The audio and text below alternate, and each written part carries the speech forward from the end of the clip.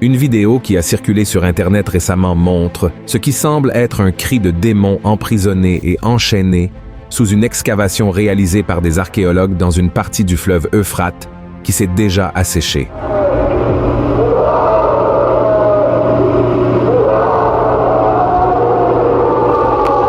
Cette vidéo, qui a terrifié de nombreuses personnes, pourrait même être une création, mais le message qu'elle transmet est vrai.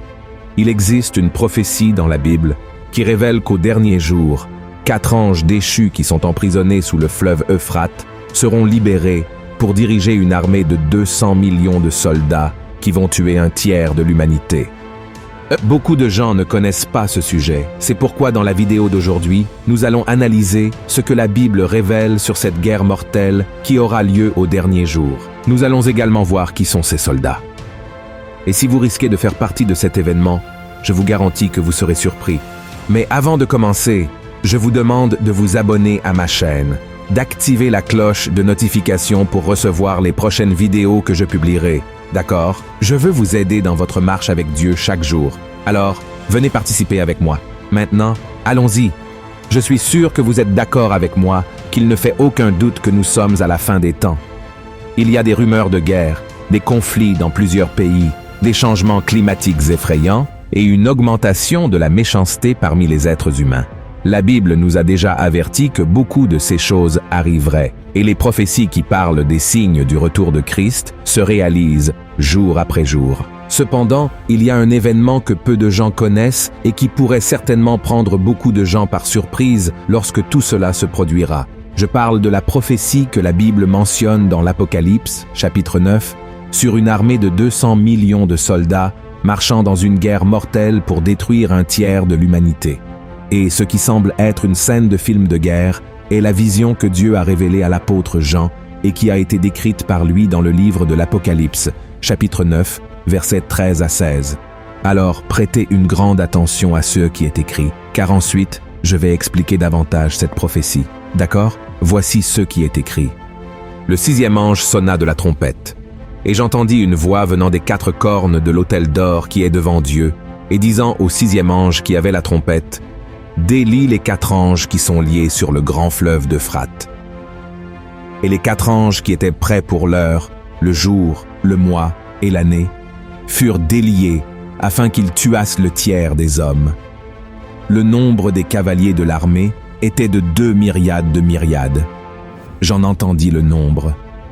Regardez ceci, frères et sœurs. La prophétie décrit que ce moment se produira peu après que le 6e ange ait sonné de la trompette.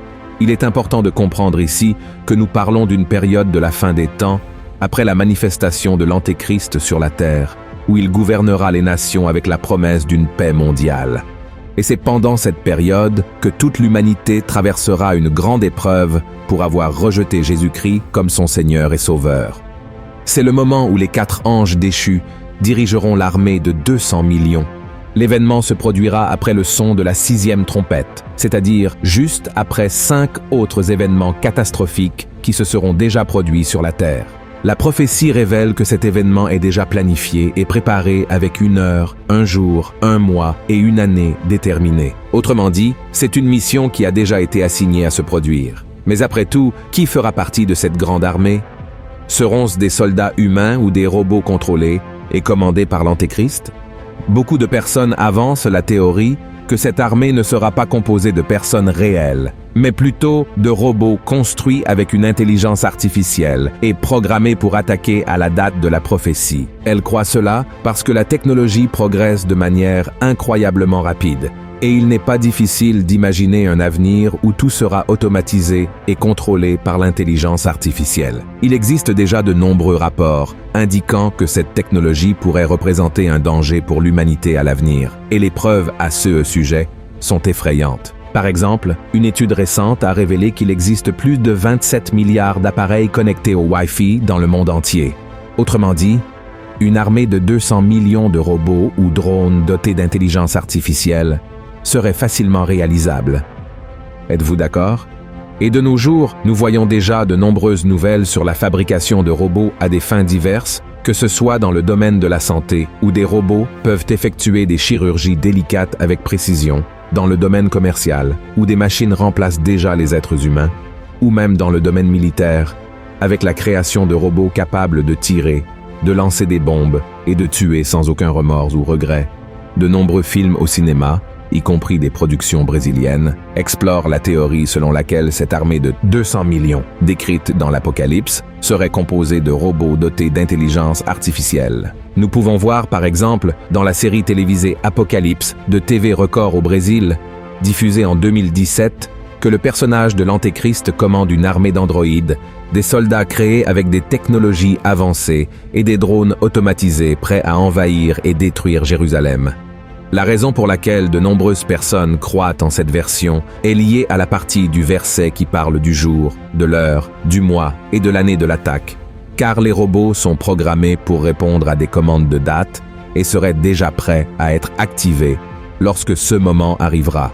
Cette théorie est acceptée par de nombreux théologiens, notamment sur la base d'études récentes menées par le Pentagone aux États-Unis pour la création d'une armée de drones. Et le fichier récent a révélé que l'armée américaine a déjà commencé la phase de test avec des centaines de milliers de drones de guerre, remplaçant les soldats réels par de véritables machines d'attaque. Ce sont des drones automatisés qui communiquent entre eux via la technologie 5G et sont capables de tirer, de lancer des missiles supersoniques, des bombes atomiques et des gaz toxiques pour éliminer la cible. Il s'agit du projet A, où l'essaim de drones aériens dominera le champ de bataille du futur. Croyez-moi, frères et sœurs, ce futur n'est pas si lointain, car certains de ces drones sont déjà disponibles pour une utilisation gouvernementale et ont été envoyés pour aider l'armée ukrainienne dans son combat contre la Russie. Les rapports indiquent que ces drones sont extrêmement efficaces, capables de repérer un ennemi à des kilomètres de distance et de lancer une attaque armée. Le taux de survie après une attaque coordonnée et programmée par un drone est presque nul pour 100. Autrement dit, ces robots pourront éliminer la cible facilement, sans rencontrer aucune résistance. En Chine, par exemple, un défilé militaire a vu la participation de plus de 5000 drones dans une démonstration coordonnée et synchronisée. Et cet exploit historique a été rendu possible via Internet, où tous les drones étaient contrôlés par un même système et avec la technologie 5G, une grande quantité de drones dispersés dans le monde entier. Et cela est tout à fait possible. Et bien que cette théorie puisse avoir du sens pour certaines personnes, il existe d'autres possibilités qui traitent de cette armée mortelle de l'Apocalypse d'une manière différente. Beaucoup croient que cette armée est composée de personnes réelles, prêtes à tuer et à détruire, provoquant un génocide d'un tiers de la population mondiale. Mais d'où viendra cette grande armée? Et qui sont ces personnes? La Bible révèle que les 4 anges déchus sont emprisonnés sous le fleuve de l'Euphrate, dans la région de l'Asie, au Moyen-Orient, où la population a considérablement augmenté ces derniers temps. Selon les données, actuellement plus 400 millions de personnes vivantes dans cette région, et sa croissance est la 2e plus importante au monde. La théorie selon laquelle l'armée serait composée de personnes de cette région a du sens, car le nombre de la population est compatible avec ce que Jean a décrit dans cette prophétie. Il est également important d'analyser ce que les versets suivants révèlent dans l'Apocalypse, chapitre 9. Regardez ce qui est écrit. « Et ainsi je vis les chevaux dans la vision, et ceux qui les montaient, ayant des cuirasses couleur de feu, d'hyacinthe et de soufre. Les têtes des chevaux étaient comme des têtes de lions, et de leur bouche il sortait du feu, de la fumée et du soufre. Le tiers des hommes fut tué par ces 3 fléaux, par le feu, par la fumée, et par le soufre qui sortait de leur bouche. » Beaucoup de théologiens pensent que la description de ce que Jean voyait dans sa vision aurait été faite selon la perspective de son époque. Après tout, il s'agit d'une vision que Dieu lui a révélée il y a plus de 2000 ans. À cette époque, les caractéristiques d'une armée étaient limitées à des chevaux et des chariots, des épées et des armures, avec une esthétique très différente de celle d'aujourd'hui. De nos jours, une armée dispose d'armes à feu, de chars et de véhicules blindés, d'hélicoptères, de navires et, comme mentionné précédemment, de drones de guerre. Jean n'aurait pas pu décrire ces caractéristiques avec précision, comme nous les connaissons aujourd'hui. Pour cette raison, la manière dont il décrit les chevaux lançant des flammes de feu amène beaucoup de gens à croire qu'il s'agit de tirs d'armes à feu provenant de chars blindés ou de drones. La fumée serait une conséquence de cet affrontement, et le soufre représenterait les gaz toxiques largement utilisés lors des guerres, en particulier pendant la Première et la Seconde Guerre mondiale, pour éliminer les ennemis. Par conséquent, cette théorie soutient l'idée que cette armée sera composée de personnes réelles, de soldats faisant partie des groupes militaires des nations qui seront gouvernés par l'Antéchrist. Cependant, pourquoi les gens ordinaires accepteraient-ils de faire partie d'une guerre pour éliminer un tiers de la population? Il est très important de comprendre que nous parlons d'une époque où les gens auront rejeté Dieu, et ceux qui resteront ici se soumettront aux ordres de l'Antéchrist. Il régnera sur les nations, dictant ce qui est bien et mal selon ses principes diaboliques. C'est la version à laquelle je crois le plus, où les gens seront manipulés pour former cette armée dans une guerre mortelle, où les personnes assassinées perdront totalement la chance d'avoir une vie éternelle aux côtés de Dieu. Une autre théorie soulève certaines caractéristiques symboliques des 200 millions de soldats.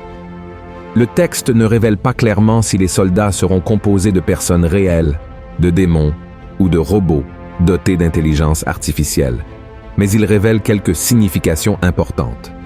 Dans la vision de l'apôtre Jean, les soldats et les chevaux portent des cuirasses de différentes couleurs.